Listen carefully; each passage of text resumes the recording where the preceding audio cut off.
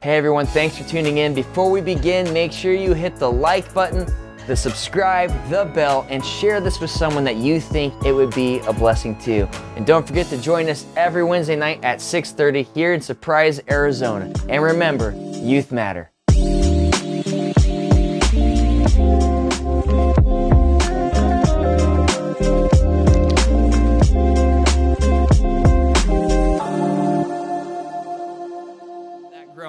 This guy, because he did not humble himself and acknowledge that God, you are God, God got his attention. He sent him away from society, away from people, away from any sanity. And he gave him this mind of an animal where he believed he was an animal, and he's eating grass. And he's got these claws and this long hair. I truly believe, I might be aging myself right now. I know that. I truly believe that Disney got the movie The Emperor's New Groove from this chapter. I really do. If you haven't seen The Emperor's New Groove, there's an emperor. He's this young, cocky emperor, and people don't like that, and so they want to get rid of him. So he gets turned into a llama who goes out and he eats grass right there. And the moment of the movie where he eats grass, he gets humbled, and he realizes how he was living was wrong. And then all of a sudden, as he got humbled, he gets his empire back. He's back to human. He changes his ways. Boom, that's Daniel chapter 4, is The Emperor's New Groove. If you don't believe me, go read this by yourself. Go check out that movie. You will see that the Bible inspires a lot of people. He's driven away until he learns that God is God. Right now, some of you right now may be feeling so distant. You may be feeling like you're by yourself in the middle of a country, and you may be wondering where everyone is, and maybe God's just stirring something in you to get your attention back to him and saying, come on, you were up here, you got comfortable. I got to bring you right here because I need you to come back and realize that I'm in control, not you. I'm in control. I got the world in my hands. I'm in control. I got your life in my hands. Sometimes we feel like we're driven, but you don't want to get to that point. That's why Nebuchadnezzar's writing about his life and his testimony, because he's like, don't get to this point. But let me tell you what God did in my life, because it's amazing, but this is what it took. What God's stirring in you right now is a good thing, even if it's saying, hey, I'm real. If you have any doubts that he's real or haven't said, Jesus, I need you in my life, he's real. But what you don't want is to get to a point in your life where you feel like you're so driven away that you've lost your identity, you've lost who you are, you don't understand what right and wrong is anymore. And that's exactly what's happening. And you're like, I don't know who I am anymore, because we've clouded the truth with what other people say and what other things are going on. Keep walking to the Lord.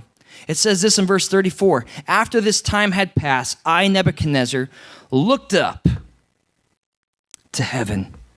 My sanity returned, and I praised and worshiped the Most High and honored the one who lives forever. Sometimes we go through crazy until we remember to look up. Because right here, this is what he's saying. As he's eating grass, he just looks up. He says, I get it. I surrender. You are God. I am not. My life is yours. And at that moment, his sanity came back. And God blessed him for that by acknowledging that you're God. And he gave him his empire back. And it was better than ever, because he's saying, I want everyone to worship this God. I want to tell everyone what he's done in my life. God is stirring something in you, but what I want to tell you, youth, right now is I believe in you and I care about you so much. I don't want you to have to get to this place.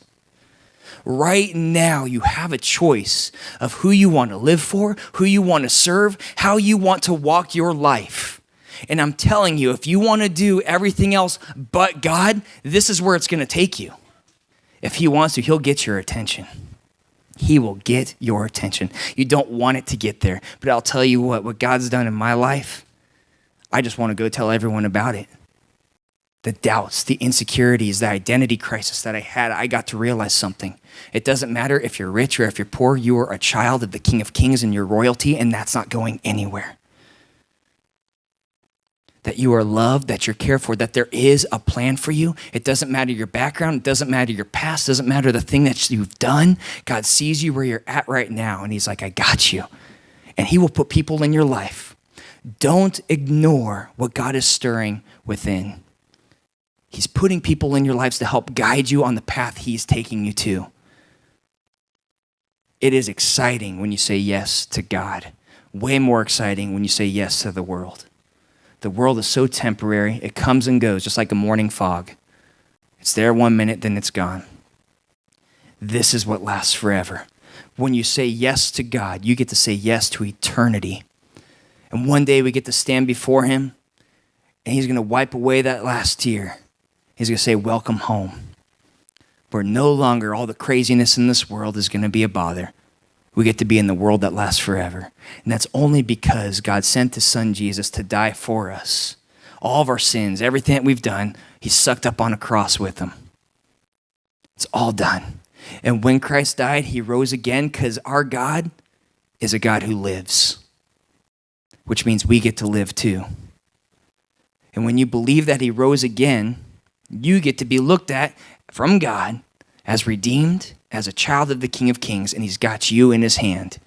See, sometimes the world has you under their thumb, but God gets to hold you up in his hand.